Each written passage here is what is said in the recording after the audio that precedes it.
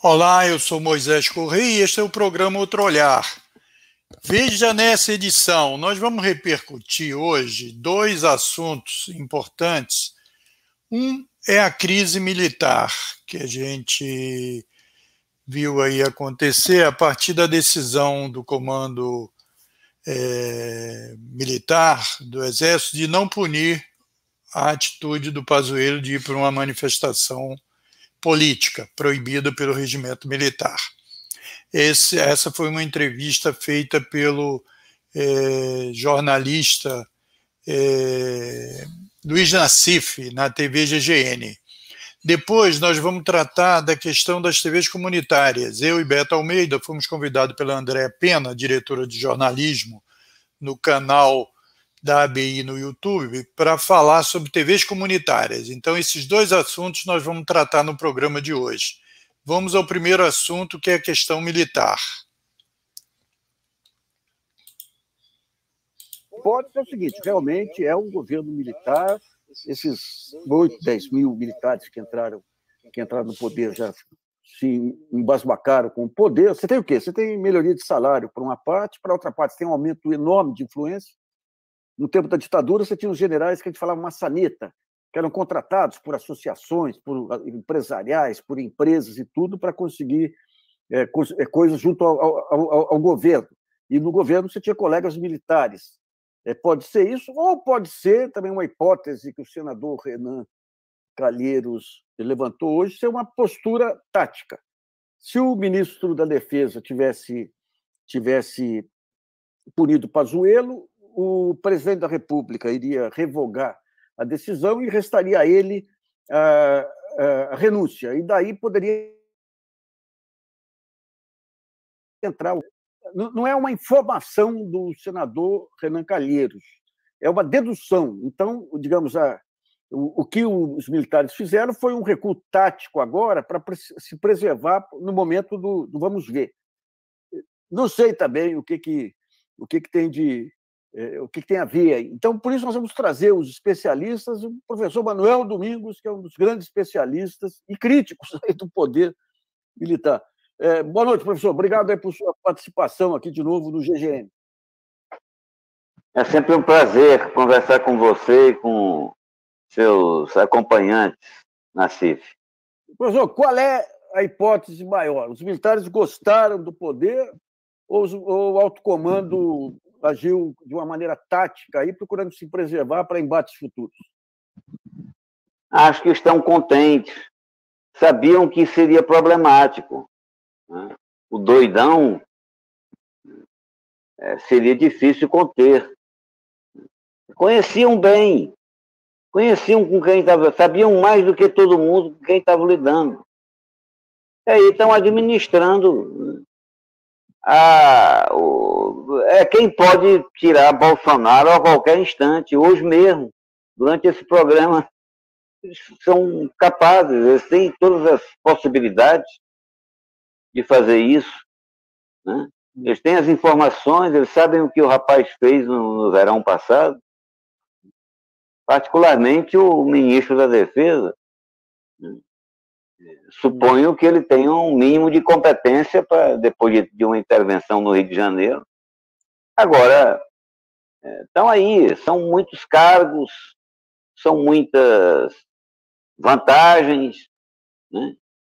Tem o problema geopolítico, como sempre. Acho que estão aguardando orientações. Olha, fornecedor de arma, equipamento e serviço que pode paralisar as corporações. O que eles vão dizer, os norte-americanos? Como é que é a orientação? Há muitas coisas a serem contabilizadas nesse jogo. E quanto ao Paulo Sérgio, ao comandante,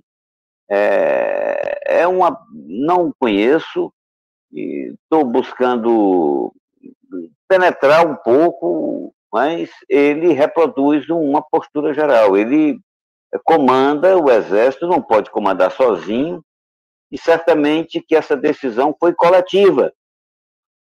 Todo mundo diz, o Exército está por aqui com o Bolsonaro, o Exército atua, quer a punição. Mas ele quer também o emprego, ele quer também o benefício. né? Ele quer também custear os estudos dos filhos e tudo, sabe? Há muita coisa em jogo nesse negócio. E, sobretudo, ele não quer reformas sociais. Então, está aí a saída do jogo, o resultado do jogo não está claro. Agora, a sensação que eu tenho é de que nós vamos numa escalada de agravamento de tensões que pode, não sei quanto tempo aguenta. Então, até porque, pois não, entra um dado novo, né? Que é a mobilização popular. Né? Esse povo todo calado, olhando para o chão e de repente se anima. O que vai dar nisso? Se ficar animado mesmo, ô Nassif, se o povo ficar animado mesmo, acabou-se. Esse é o ator principal sempre. Né? Há muitos atores, mas há um ator principal, um ator que decide. Né? Então agora, vejo com inquietude. Se a gente for pegar, digamos aí, essa questão da linha direta dele com as polícias militares, hoje qualquer guarda de esquina invoca a Lei de Segurança Nacional para prender críticos do governo. Agora ele tenta montar uma linha direta com todos os PMs, aí a pretexto de pegar os e-mails dos PMs para fazer um levantamento socioeconômico da vida dos PMs. Isso aí é um prenúncio óbvio de que vai tentar arrebentar ter uma linha direta. Por outro lado, a linha direta e a desordem enfraquece o autocomando. Sem hierarquia, você fica na mão dos cabos e sargentos. Como é que esse conflito entre continuar submisso ao presidente e perder a hierarquia, o controle hierárquico, vai se resolver no âmbito das Forças Armadas, Manuel? Olha, nós temos hierarquia na CIF. Não há Força Armada sem hierarquia. Mas há outras coisas também sem as quais não funciona o espírito de corpo, o interesse coletivo. Então, as Forças Armadas já aturaram muitas quebras de hierarquia. Já aturaram muito. Olha, o vice-presidente, o que é? É um quebrador de hierarquia, né? O vice-presidente da República, ao longo da história, só o que nós temos são casos de panos quentes em cima de insubordinados, de transgressores. Há, sim, o princípio hierárquico, mas há a administração do interesse coletivo. E esse interesse coletivo é bastante forte, está bastante enraizado. Você lembra bem esse perigosíssimo jogo com as polícias? Isso é inédito. É inédito. Porque o que se passou de 1932 para cá, o que nós temos na Guerra Paulista, o que nós temos é uma corporação claramente hegemônica na força. Claramente hegemônica. E essa corporação teve o domínio sobre essas chamadas linhas auxiliares. Agora não tem mais, né? Agora não tem mais. Elas estão corroídas. Né? Estão corroídas, como bem explica o Luiz Eduardo Soares e outros especialistas. As polícias são corroídas. Elas não entrarão em... Elas têm motivações e dinâmicas próprias, e é um perigo. E o Exército está consentindo. Veja que fenômeno impressionante, como é que você perde o monopólio da força, gente. É isso que está se esboçando no Brasil, a perda do monopólio da força. Levaram quanto tempo para conquistar? Conquistaram em guerra. Conquistaram o monopólio da força em guerra. E agora estão colocando esse monopólio sob risco. O COTER, Comando de Operações Terrestres, tem esquema montado, capilar, atinge todos os municípios. Isso pode não funcionar. Isso só funciona se tiver o guarda rodoviário, se tiver o policial lá do município, se tiver a guarda civil, isso, aquilo, sabe? E isso pode não funcionar. Aí será o caos, sabe? enfim, eu não quero espantar muito, não quero ser macabro aqui, deixar pessoas insones, né? Mas que nós estamos correndo um gravíssimo risco, não há dúvida.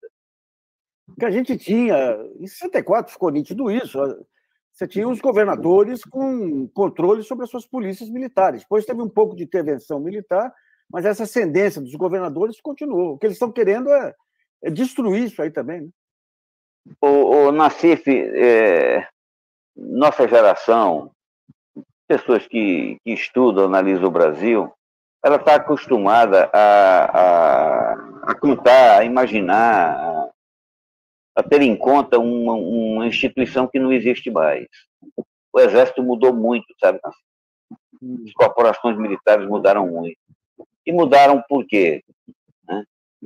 Olha, nos anos 50 havia muita repressão. Tinha oficiais, tinha gente torturada nos anos 50. Mas a partir de 64 foi sistemático a perseguição. Então esse tipo de oficial não se fabricam mais generais como os de 64, Luiz Nassif.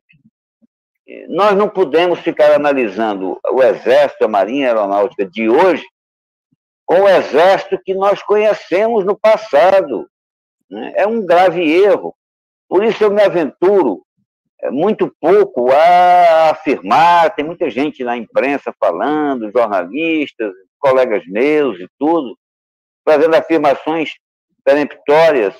Eu me reservo à observação, né? Professor, tem um problema que atinge o economista e atinge o cientista político, que é você achar que o futuro significa você pegar o passado e o presente e você calcula automaticamente o futuro. Em momentos de ruptura, esse tipo de análise vai para o vinagre. O pessoal que está falando nas instituições, elas sempre vão se sobrepor a esses... Não tem forma de avaliar hoje usando o passado. É isso que o senhor está dizendo aí, né? Exatamente, não dá. Eu, pelo menos, não consigo reconhecer na postura do Paulo Sérgio, do Mourão, desse pessoal todo. Olha, não tem nenhum carismático, e no passado tinha. Não tem nenhum general realmente associado. A família militar não é inserida na sociedade como era no passado. No passado, o sujeito ia para um lugar, ficava lá um bocado de tempo, fazia carreira, a mulher tinha amizades, os filhos e tudo. Hoje, quem é o oficial do Exército? Mas o oficial do Exército e tinha o fator um sujeito que tem vinculação. Exatamente. É sem vinculação social. É sem vinculação social. Algumas coisas persistem, a endogenia persiste. Mas as Forças Armadas hoje, a família militar, é muito mais ela do que foi no passado. Enfim, muita coisa mudou. Eu costumo dizer que eu conheço muito pouco das Forças Armadas. Sabe por quê? Porque nós não temos estudos, nos proibiram de estudar, porque só se estuda com dinheiro, né? Nos proibiram de estudar as Forças Armadas. E hoje o Exército está com um programa, né, através do Instituto Pandiaca-Loja, do Ministério da Defesa, de percorrer todas as universidades ganhando gente. Em cursos extracurriculares que os estudantes, alguns professores saem correndo. Imagine, sobre agora essa semana, tem uma bolsa muito bacana que nenhum professor doutor consegue e o oficial, a bolsa farda. E isso, ou seja, eles estão atuando, benesse em cima de benesse, e algumas delas bem programadas para influir, ganhar corações, sabe? Ganhar simpatias. É isso que nós estamos vivendo, né? Nós estamos quietinhos no nosso dia a dia, mas o aparelho de Estado não está, os instrumentos de força não estão. Eles estão... E essa história da disciplina é corrosiva, sim, não há dúvida, né? É corrosiva e ela não pode ser, digamos assim, arrumada através dessas benesses coletivas, desses interesses coletivos, ou sequer, Luiz Nassif, ela pode ser arrumada através de um suposto inimigo maior, da unidade em torno do inimigo maior, que seria o retorno da esquerda, do governo reformista. Que coisa. Sabe? E um ponto que chama atenção aí, professor, primeiro, a identidade de pensamento em muitos temas morais, sociais e políticos entre o bolsonarismo e as Forças Armadas. O antipetismo, as questões indígenas. Outra coisa que a gente está percebendo aí é um jogo que o Bolsonaro tem feito, as Forças Armadas estão endossando, de cumprir alguns procedimentos para driblar as determinações da lei. Por exemplo, você pega o Supremo, dá uma ordem que tem que as Forças Armadas acudir às populações indígenas. Daí joga um para o outro, tem uma burocracia aqui. Ontem o ministro Luiz Roberto Barroso reclamou disso. Tem uma burocracia aqui, outra ali, outra aqui, acabam não cumprindo. Quando a gente vê toda a estratégia do Bolsonaro em todos os campos, ele finge que acata. Rio de Janeiro, Jacarezinho, finge que acata aquilo lá, pega formalmente aquilo e afronta o Supremo. E daí? Não tem um Marechal Lott à direita, não tem à esquerda, não tem um Goberia à direita. Que miscelânea, professor! Mas, olha, o Lott não era de esquerda. Não, o Lott era um reacionário de quatro costados, um anticomunista de quatro costados. Mas era um líder, um experiente de voz firme, e às vezes a voz firme e o gesto claro, o gesto objetivo, ele se impõe em determinadas situações de crise, como foi essa crise do Bizarria Mamed lá, antes da posse do Juscelino. Mas, enfim, o que nós temos hoje, a rigor, Luiz Nassif, é uma Força Armada muito esquisita, sabe? Muito esquisita. Ela cumpre a missão, de qualquer jeito, mentindo, trapaceando, ameaçando, fazendo jogada de tudo quanto é jeito, mas ela vai tentar cumprir a missão. A meu ver, se trata de uma missão impossível. A missão impossível é submeter a sociedade brasileira, sabe? Conforme o padrão que lhes interessa, sabe? Não conseguirão. Acho que nós a democracia vai prevalecer.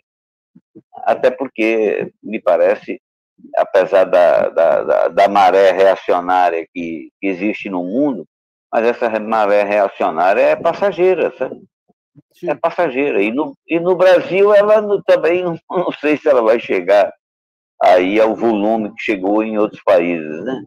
Mas nós temos aí algo que ainda não eclodiu, uma questão de tempo, que são as milícias armadas aí, toda essa entrada de armamento autorizada pelo Bolsonaro, o exemplo dos Estados Unidos lá com o Trump e as milícias trumpistas, que isso aí vai dar muita dor de cabeça, hein, professor? Sem dúvida. O que eu me referia à perda consciente do monopólio da força. É isso. Esse fenômeno é admirável, né? É admirável. O Cotter não poderá agir como ele pensa que pode agir, né? Dessa forma, né? Porque estão aí as diversas forças irregulares se armando, né?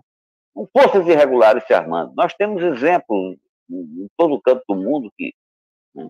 E agora tem um fenômeno muito estranho, eu ainda não domino, não sei se há alguém que domine, é que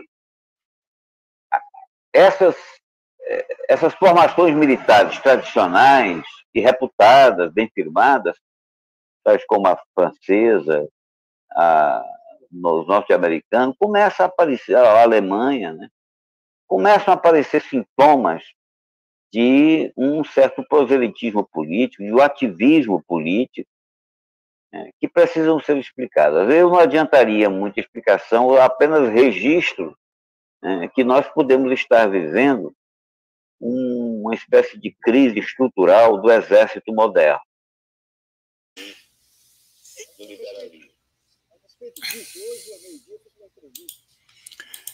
Então, a gente trouxe aí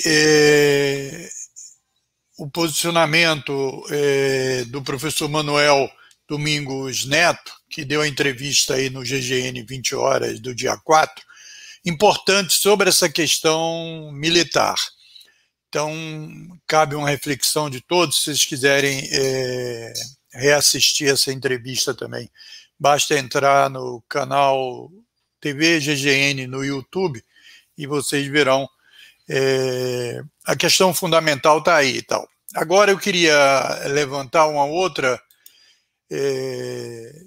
discussão, que é sobre a importância das TVs comunitárias, a urgência de se discutir a questão das TVs comunitárias, do canal da cidadania, de ampliar o leque de opções no campo da imprensa alternativa, da imprensa verdadeiramente comprometida com transformação do Brasil. Então nós vamos mostrar essa entrevista que eu e Beto Almeida demos para o canal da ABI. A Andréa Pena, que é diretora de jornalismo da ABI, nos convidou para falar sobre esse tema. Então vocês vejam essa aí, nós encerramos o Outro Olhar de hoje. O programa Rumos da Comunicação traz um tema muito importante. Vamos discutir e debater aqui a TV comunitária e a TV pública. Temos aqui hoje Moisés Correia, diretor da TV comunitária do Rio de Janeiro, Canal 6, e conselheiro efetivo da ABI, e Beto Almeida, diretor da TV Cidade Livre de Brasília, jornalista da Telesur e conselheiro da ABI também. Olá, vocês todos. Eu gostaria que vocês começassem primeiro explicando o que é a TV pública, o que é a TV comunitária. Bom dia a todos que nos assistem. Bom dia, Andréa. Bom dia, Moisés. É uma diferença que, na verdade, é uma complementação, né? A TV comunitária, ela é definida em lei desde 1997, na Lei do Cabo, como uma das modalidades de fazer televisão no Brasil. Já a TV pública, ela está definida na Constituição, seu capítulo sintonizado com a questão comunicacional, que tem um artigo que prevê a complementariedade entre TV pública, entre comunicação pública, estatal e privada. A comunicação pública, ela não tem objetivos empresariais comerciais, não tem objetivo de lucro. Portanto, ela pode cumprir integralmente aqueles dispositivos da finalidade civilizatória, democrática, educativa da Constituição referente à comunicação. No caso da TV comunitária, ela tem uma missão pública. Ela é igualmente sintonizada com esse dispositivo, embora não esteja previsto na Constituição, mas tem uma lei especial para ela, né? E ela também tem que ter essa finalidade. Ela tem que trabalhar não para, digamos, ter lucro, mas para promover na sociedade a democracia, a livre circulação de informações que aperfeiçoem, né, a prática democrática na sociedade, né, elevem o padrão educativo, cultural do povo brasileiro. E acho que, muito especialmente, as TVs comunitárias do Rio de Janeiro e de Brasília trabalham para uma informação eivada de soberania nacional, ou seja, a defesa da brasilidade. Nós não podemos ter um povo soberano, do ponto de vista educativo e político, se nós não tivermos uma comunicação que promova essa consciência de nação, de um Brasil-nação. E, para isso, é preciso uma soberania informativo-cultural, pagando toda a dívida anterior que se acumulou por anos e anos e anos de uma televisão avessa à democracia, contrária aos padrões civilizatórios e baseada exclusivamente em inescrupulosos objetivos empresariais. Essas são diferenças básicas. Há muita coisa para falar, mas isso dá uma noção clara do que nós pretendemos fazer.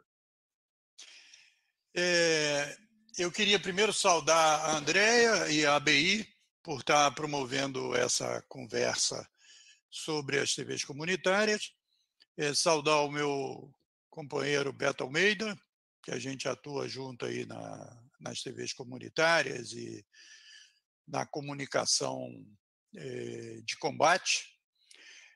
Andréia, é o seguinte, eu começaria dizendo o seguinte, a TV comunitária tem tudo a ver com os objetivos da ABI. No Estatuto da ABI está escrito que ela defende o Estado Democrático de Direito, a liberdade de expressão, a liberdade de informação, os direitos humanos e a soberania nacional. É exatamente isso. Só pode ser realizado de forma ampla e de forma concreta se houver conteúdo plural na mídia. E o que falta no Brasil, nos meios de comunicação, é exatamente essa questão que é vital para a democracia. Se não houver circulação de conteúdos diversos, de forma plural, que contemple as diversas visões sobre a realidade do Brasil e do mundo, e da vida, nos meios de comunicação, nós não teremos um debate público na dimensão necessária. Então, isso se insere nos objetivos de melhorar a democracia, se é que a gente pode dizer que a democracia tem vários graus, no sentido de que a democracia seja efetiva, certo? E contemple todas as visões de mundo que a própria sociedade produziu. Então, eu acho que foi nesse sentido que, em 1988, na preparação da Constituinte de 88, que foi cunhado pelo Ulisses Guimarães como a Constituição Cidadã, houve uma mobilização muito grande para o debate do capítulo 5, Comunicação Social, que está na Constituição. E não houve acordo. Teve que haver votação e tal, e o Beto disse aí que lá contempla algumas questões importantes, outras insuficientes, mas as questões importantes é a complementariedade, isso é, o sistema público de comunicação, o sistema privado de comunicação e o sistema estatal de comunicação, elas são complementares. O que acontece no Brasil é que a mídia nasceu fundamentalmente privada. Aí, quer dizer, qual é a mídia mais vista pelo nosso povo? A mídia televisão. Os jornais têm uma restrição de audiência muito grande. A rádio tem também uma amplitude enorme, etc. Então, o que se precisa, o que se pensou na Constituinte de 88 é alargar o espectro de amplitude da mídia. E não se conseguiu, certo? Por mais que esses aspectos que o Beto levantou, que eu acabei de falar, estão contemplados na Constituição, mas eles não são praticados. Só no governo Lula surgiu uma tentativa de montar a Empresa Brasil de Comunicação, a EBC, para juntar as rádios públicas e os canais educativos públicos num sistema de televisão público. O que o Bolsonaro já detonou, juntou com a NBR e tal, e só não acabou porque houve uma certa resistência e tal, etc. E eles também vendo que poderiam usar aquilo de forma não pública, né, como estão usando, etc. Então, é aí que se insere a questão da TV comunitária, porque 7 anos depois da Constituição, em 1995, foi debatido a lei da TV por assinatura no cabo, que é a lei 8.977, de 95. E essa lei contemplava que os movimentos sociais organizados, a sociedade civil organizada, tinha direito a inserir uma programação em todo lugar que tivesse uma operadora de TV por assinatura no cabo, certo? E a partir daí que surgiram as TVs comunitárias. As primeiras de Porto Alegre, Belo Horizonte, Brasília, que o Beto pertence, e do Rio de Janeiro. As 4 primeiras que surgiram no ano de 96, um ano depois, menos de um ano depois da lei. Essa lei já foi modificada em 2011, no governo da Dilma. E a lei que manda hoje e que define, regulamenta o canal comunitário é a Lei 12.485 de 2011, porque houve uma ampliação não só para a tecnologia do cabo, mas também para as outras tecnologias. Hoje, no Brasil, as TVs por assinatura, fundamentalmente, é no cabo e no satélite. A mais conhecida do satélite é a Sky. A mais conhecida do cabo é a NET, que foi comprada pela Claro. Ainda tem dois remanescentes, que é a TV por assinatura no micro-ondas, mas isso já está descontinuado por causa do uso para as ondas de 5G e tal, etc. Então, no Brasil, TV por assinatura é no cabo ou no satélite. Eu estou desconsiderando a TV que vem pelo cabo da internet, pelas operadoras de internet, porque a Anatel considerou que isso não está inserido no SEAC. Tá? Então, essa é a realidade. Agora, por que é importante o debate sobre TV comunitária, canal comunitário e TV pública? Porque o espectro eletromagnético não pode ser igual um jornal. O jornal no Brasil, se você tiver dinheiro, você monta o jornal, você imprime, você monta uma revista, você monta qualquer coisa impressa. No caso de televisão, não pode. Por quê? Porque não cabe. Se todo mundo subir com uma antena vai interferir na outra. Então, esse espectro é público, e por isso que tem concessão. Se você perguntar às pessoas na rua, elas vão dizer que a TV Globo é dos filhos do Roberto Marinho. Não é. O que é dos filhos do Roberto Marinho é o prédio, são as antenas, os equipamentos e tal.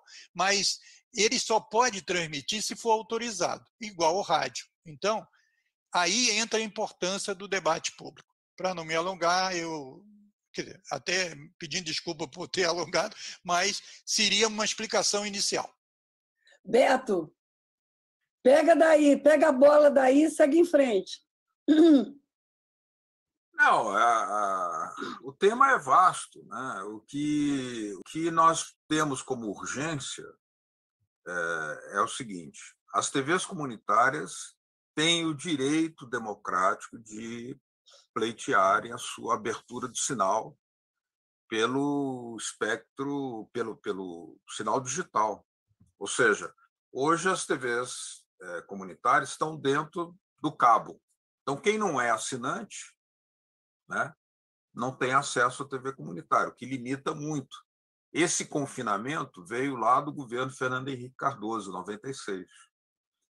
Ocorre que nós não vamos nunca concorrer com uma TV aberta, como a TV Globo e tal, se nós não pudermos ter o sinal aberto, acessível a todos, que comprem uma antena digital e captem o nosso sinal. Então, nós queremos que isso ocorra, assim como existe já agora, por satélite, a partir da Lei 12.485, os canais comunitários por satélite também.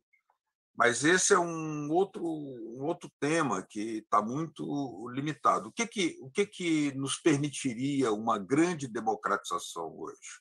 Uhum. É o que estamos propondo à própria ABI que se manifeste, que é o seguinte: efetivar plenamente o Decreto-Lei 5.820, que instala os canais da cidadania municipais por via digital aberta, sinal aberto, ou seja, em cada TV, em cada cidade, Rio de Janeiro, Niterói, Brasília, além dessas TVs que já existem, nós teríamos também um canal da cidadania, que significam 4 canais, 4 serviços de televisão, 2 deles ligados à prática democrática, ou seja, associações da sociedade civil se organizam e fazem desses 2 canais comunitários dentro do canal da cidadania. Então, isso daria um impulso muito grande à pluralidade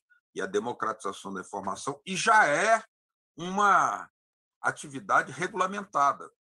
Percebendo o potencial democratizador desse decreto-lei, o Bolsonaro mandou suspender, possivelmente porque ele pretende que não existam canais da cidadania ou que esses canais também sejam distorcidos para que também sejam entregues a grupos empresariais, os mesmos que fazem aquela mesma televisão que não atende aos princípios da democracia, da cidadania, da elevação cultural, da elevação educativa do povo. Então, a nossa luta hoje é, primeiro, essa. Segundo, as TVs comunitárias têm direito a exigirem, pleitearem, que também sejam acessíveis a ela as pautas publicitárias. Ou seja, por que só as TVs comerciais recebem verbas públicas publicitárias?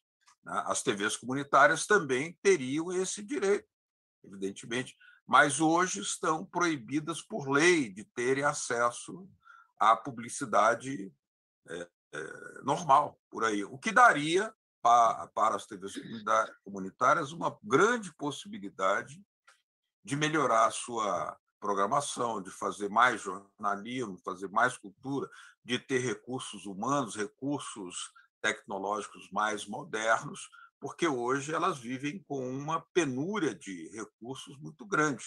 Mas isso é proposital para sufocar as vozes das TVs comunitárias, que abrem espaço pleno a todos os setores da sociedade. E o poder dominante, o poder dos grandes magnatas da comunicação, não está interessado em democracia de fato na televisão. Por isso, sufoca as TVs comunitárias e não lhes permite que tenham acesso a uma publicidade que deveria ser para todos.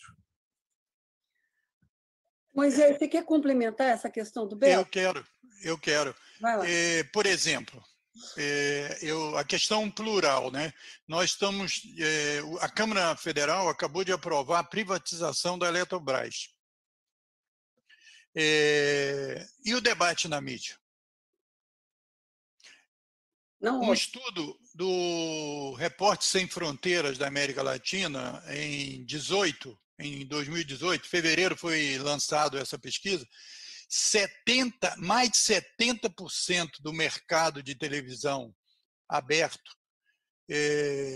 que representa uma concentração enorme, sufocante do debate público, está com a Globo, com a SBT, Record e Band. Então, quando a Câmara aprova a privatização, não há um debate plural na televisão. Há um apoio, porque essa é a política desses meios, que só tem uma linguagem única, uma pauta única, só de um lado, só de uma visão, etc. e tal. Agora, sábado, teve manifestação no Brasil todo, propondo vacinação ampla da população contra a política negacionista do governo, etc. A cobertura foi uma cobertura pífia, certo? Uma cobertura pequena, etc. A gente sabe que outros debates que interessam a grupos de mídia, até helicóptero foi seguindo o carro do José Dirceu, do Lula, para a prisão, para não sei isso, etc. Depois foi visto que aquilo tudo era uma coisa que foi desfeita na justiça, etc. Então, é necessário isso que o Beto falou, certo? Nós precisamos de ampliar isso para o bem da democracia. Então, nós estamos propondo, eu assino embaixo da petição do Beto, para que a ABI, certo, entre nesse debate.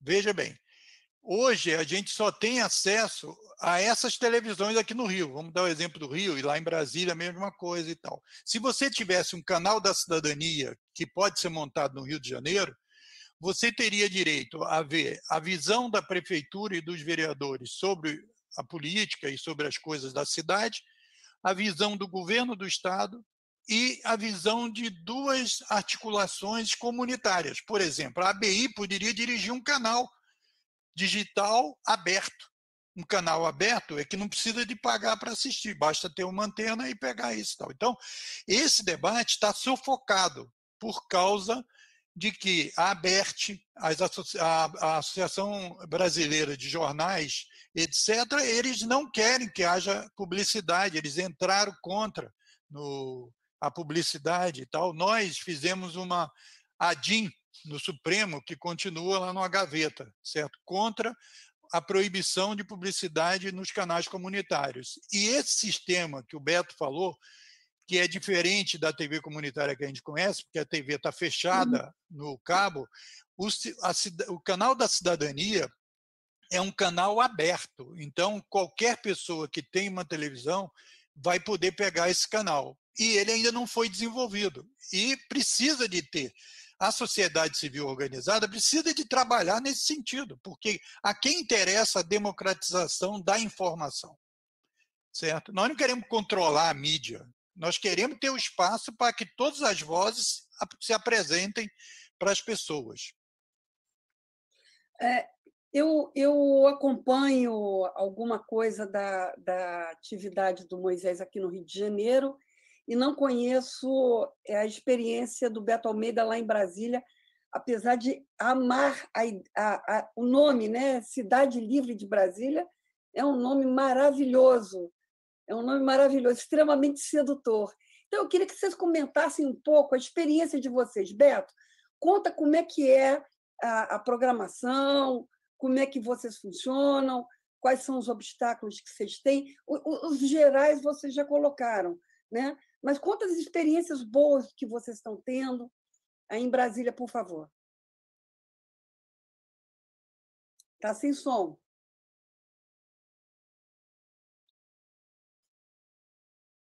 Andréa, nós escolhemos esse nome, Cidade Livre, porque foi o núcleo original da fundação de Brasília. Chamava-se Cidade Livre. Era o que é hoje o Núcleo Bandeirante, lá chamava-se a Cidade Livre. Então, baseado, inclusive, na esperança que Brasília suscitou para o Brasil inteiro, numa época em que o país estava se desenvolvendo, se industrializando, se construindo, uma época de novidade na área da comunicação, do cinema novo, da música, da bossa nova, da arquitetura, Cidade Livre era esse espírito inovador de Brasília que trazia uma esperança muito grande de transformação do Brasil. E essa TV vem, desde então, marcando um debate muito forte aqui na cidade, porque o poder político está aqui, os governos estão aqui. Nós fazemos a cobertura no contraponto, na contracorrente, o tempo inteiro. O governo diz uma coisa, nós vamos lá e cobrimos, por exemplo, o desfile carnavalesco do Pacotão, que é tudo ao contrário, mandando bala, no sentido da crítica boa, necessária, aos poderosos. Né? É crítica a todos os manda-chuvas, aos magnatas, à própria TV Globo. Então, nós damos uma cobertura de rua, né, de todas as manifestações, passeatas, greves. Né, já tivemos em várias greves dando a cobertura direta. E, ao mesmo tempo, como Brasília é sede, né, das missões diplomáticas do mundo inteiro, né, centenas de embaixadas estão aqui, nós também fazemos sentir isso. Brasília tem um clima de universalidade, né, cosmopolita. Então, nós entrevistamos os vários embaixadores, as várias festas, as várias manifestações culturais dos diversos países que estão aqui, né? E isso dá uma característica muito diferente na programação da TV comunitária de Brasília, a TV Cidade Livre. Além disso, nós tentamos inovar com projetos. Teve um projeto que foi aprovado na época que o ministro Gilberto Gil era ministro da Cultura, que se chama TV Mídia Comunitária, ponto cultural, mídia, ponto de cultura, mídia comunitária, escola de mídia comunitária. O que consiste isso? Nós fazemos, na periferia de Brasília, o trabalho de formar repórteres populares jovens, com esse projeto aprovado pelo Ministério da Cultura. Então, nós vamos às cidades mais distantes para que elas contem a sua história na voz e na pena, no olhar daquelas pessoas que moram lá, inclusive com jovens pegando o microfone, escrevendo as matérias, fazendo as filmagens, fazendo a palavra final na edição das matérias, e a TV exibe isso tudo. Então, vai contar como é que nasceu a Vila do Paranoá, como é que nasceu o Lago de Brasília, como é que nasceu o Parque de Sucupira, por exemplo. Tudo tem muita história.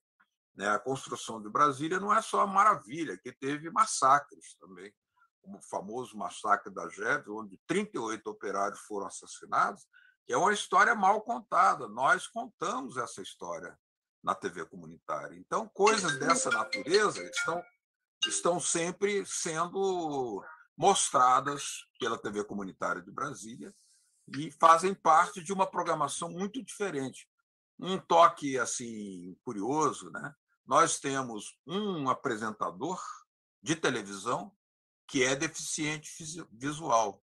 Ele é o único âncora cego da TV brasileira. Ele mesmo não vê os seus programas, mas ele tem uma visão muito grande, muito ampla, muito profunda das contradições sociais, e nós achamos por bem que isso tenha que ser levado.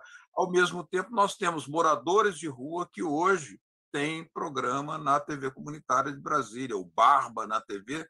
O Barba é uma pessoa que vive há mais de 25 anos nas ruas, mas como ele é muito inteligente, ativo, articulado e tal, ele vive a realidade das pessoas que moram nas ruas, da cultura que nasce nas ruas, dos problemas da coleta do lixo, da violência, da fome.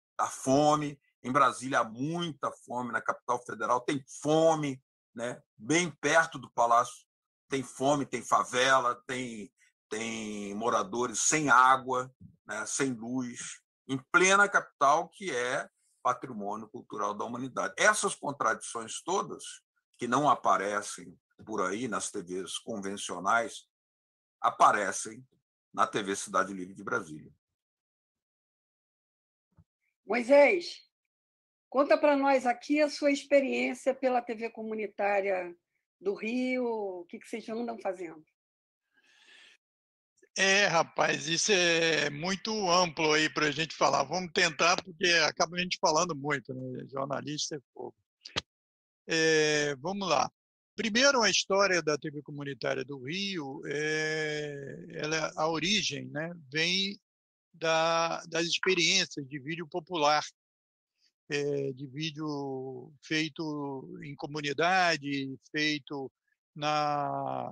nos congressos de vídeo popular que aconteceram no Brasil antes dessa legislação que eu citei de 96. Tá?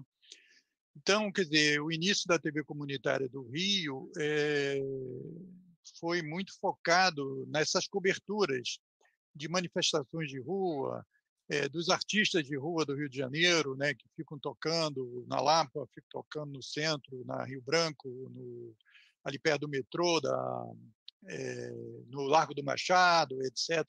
Essa é uma experiência e também uma mobilização muito intensa das organizações sociais, dos movimentos sociais que estavam presentes. Mais de 300 entidades participaram do início da mobilização da TV comunitária.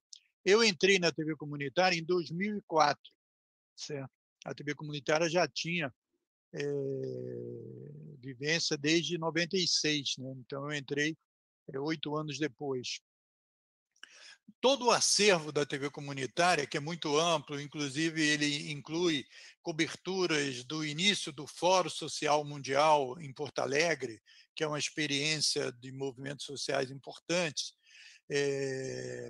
Eles estão hoje com uma parceria que nós fizemos com a Cinemateca do MAN. Eles estão sendo digitalizados, esses acervos mais antigos, para contar essa história mais do início da TV comunitária. Com a pandemia, obviamente que isso foi reduzido, mas todo o acervo foi mandado para a Cinemateca do MAM para que a gente pudesse digitalizar e depois apresentar na nossa grade. Desde 97, a TV comunitária está passando por uma reformulação administrativa e também de tecnologia, porque, como dissemos no início, o Beto disse, nós carecemos muito de recursos, nós não temos recursos. Os recursos dependem das pessoas que participam da grade de programação.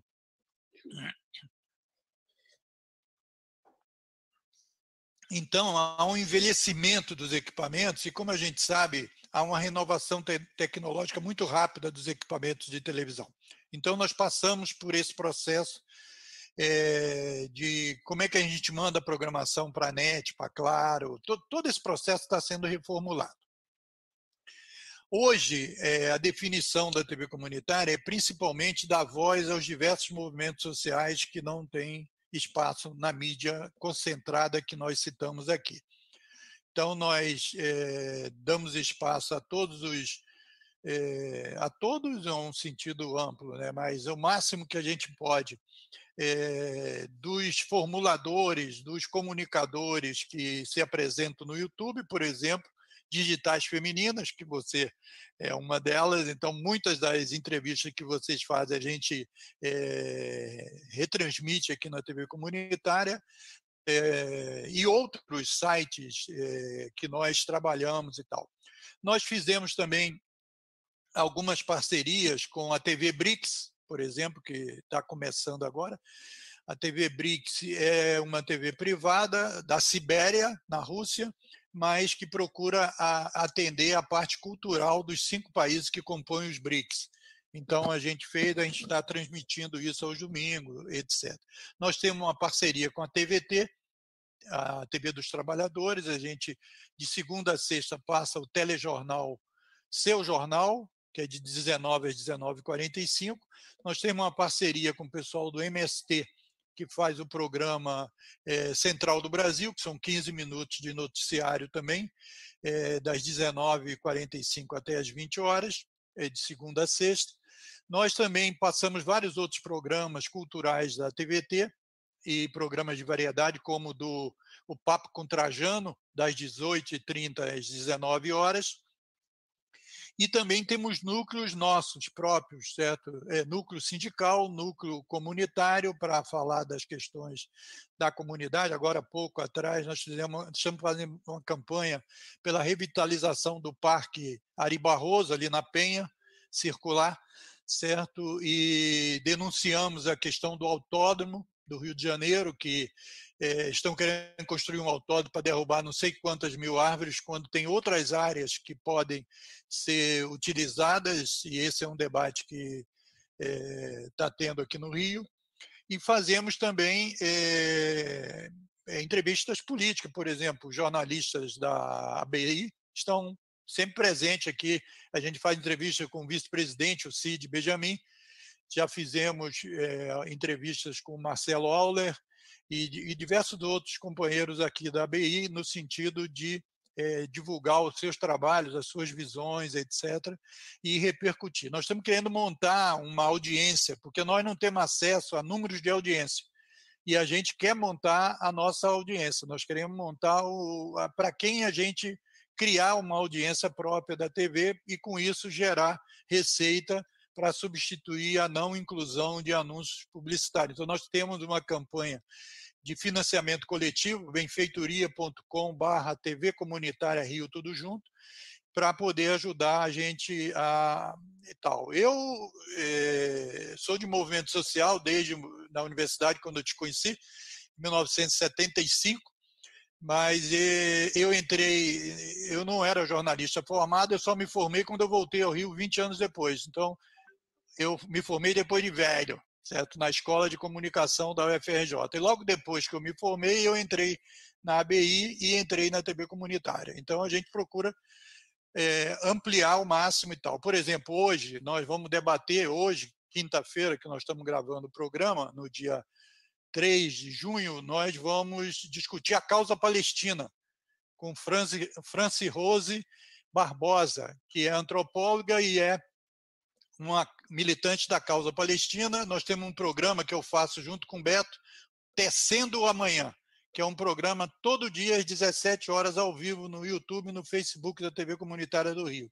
E ele faz parte da grade de 5 canais comunitários: Brasília, Rio, Curitiba, Belo Horizonte e Recife. Então, esse trabalho a gente tem feito diariamente.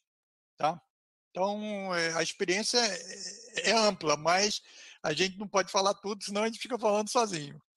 Bom, estamos chegando aqui no final do programa.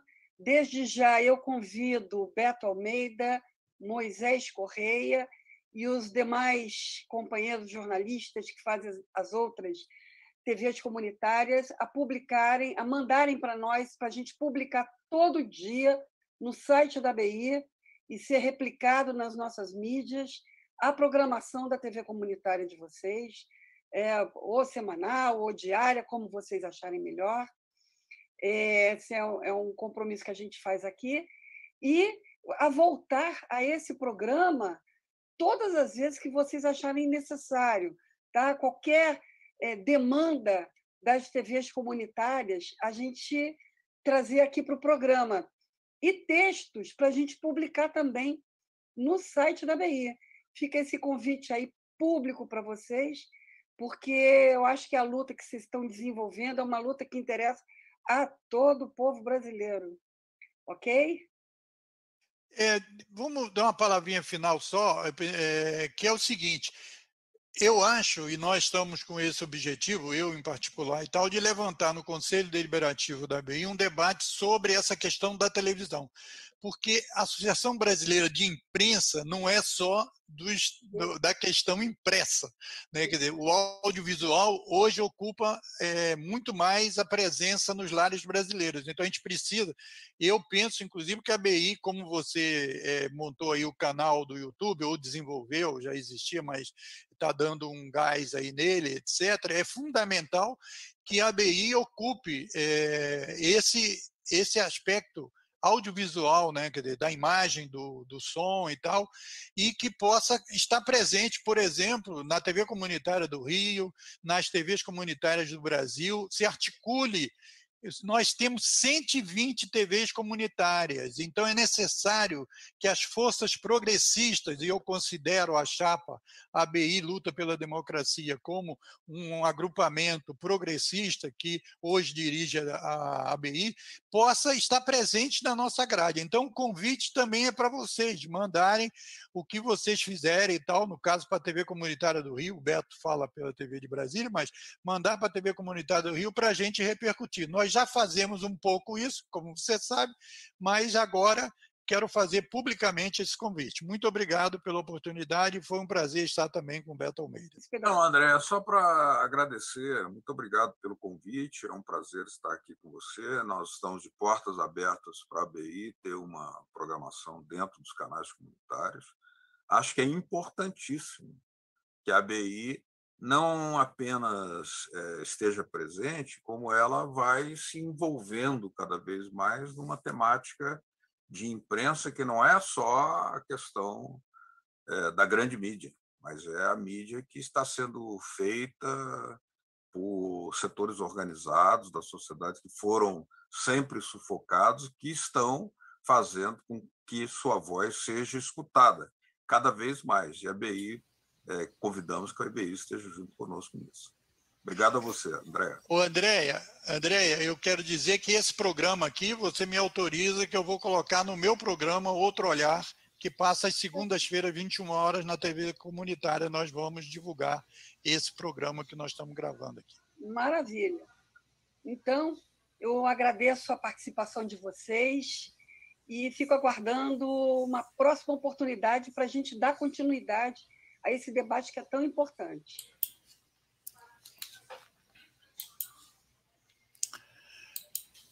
Então, Outro Olhar vai ficando por aqui. Até a próxima edição. Tchau.